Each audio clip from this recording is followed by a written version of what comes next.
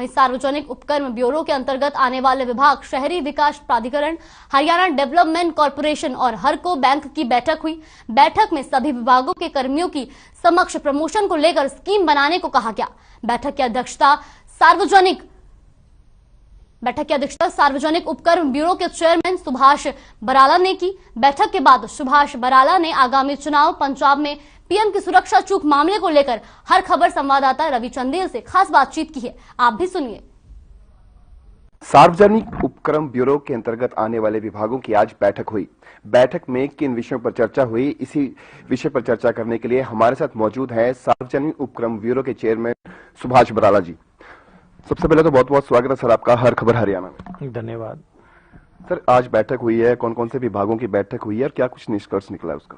कि आज यहाँ पे हरियाणा शहरी विकास प्राधिकरण, हरियाणा डेवलपमेंट कॉर्पोरेशन और हरको बैंक, इन 3 विभागों के 5 मुख्य रूप से एजेंडे थे, उनके ऊपर चर्चा आज की बैठक में हुई है जी।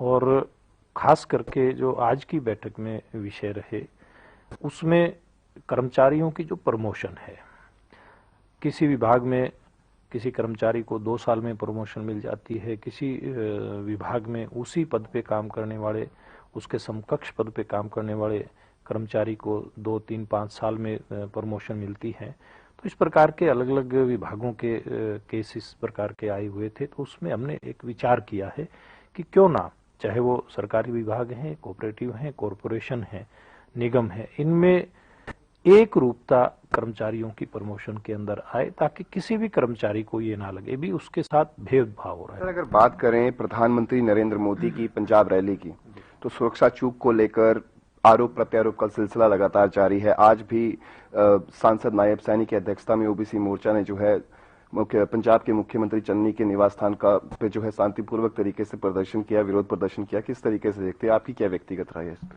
देखिए, निश्चित रूप से देश के प्रधानमंत्री एक अपने आप में एक संस्था है, और देश के प्रधानमंत्री के साथ कोई इस प्रकार का व्यवहार होता है तो पूरी दुनिया के अंदर ये बात रिफ्लेक्शन इस बात का होता है। और खास करके जब आपका बॉर्डर स्टेट हो, बिल्कुल पंजाब के बॉर्डर के साथ, जहां से हर दूसरे दिन किसी न किसी प्रकार की शरारतें होती रहती हैं, देश के प्रधानमंत्री का 20 मिनट तक सड़क के ऊपर खड़ा रहना मतलब बहुत एक गंभीर विषय है। इस बात की जवाबदेही तो कांग्रेस पार्टी की सरकार पंजाब की और कांग्रेस के नेतृत्व की बनती है। वैसे तो 5 राज्यों में चुनाव है, लेकिन हम बात करें अगर खास तौर पर पंजाब की, तो पहले बीजेपी जो है प्रकाश सिंह बादल के साथ मिलकर चुनाव लड़ती थी। इस बार जो है कैप्टन अमरिंदर सिंह के साथ जो है मिलकर चुनाव लड़ेंगे। किस तरीके से देखते हैं, क्या समीकरण बनते हुए नजर आ रहे हैं आपको खास तौर पे, और क्या किसान आंदोलन का इसके ऊपर जो है असर देखने को मिलेगा?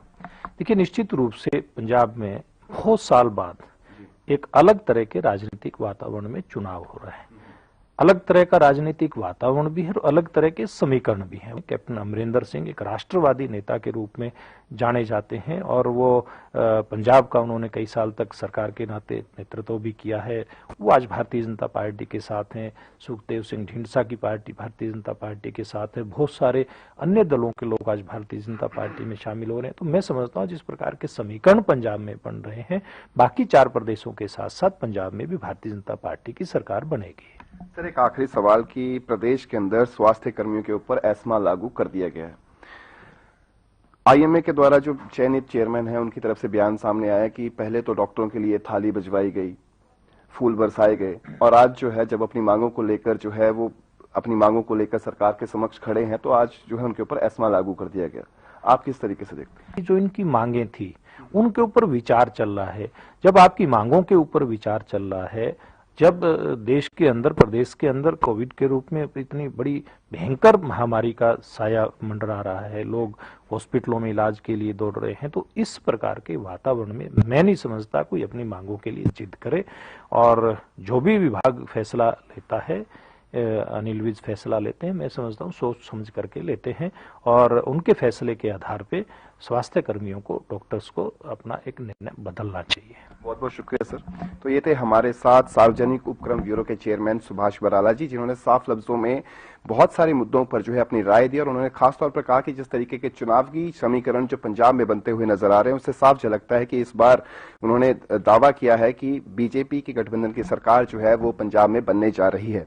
चंडीगढ़ से हर खबर हरियाणा के लिए रवि चंदेल के साथ कैमरामैन किशन की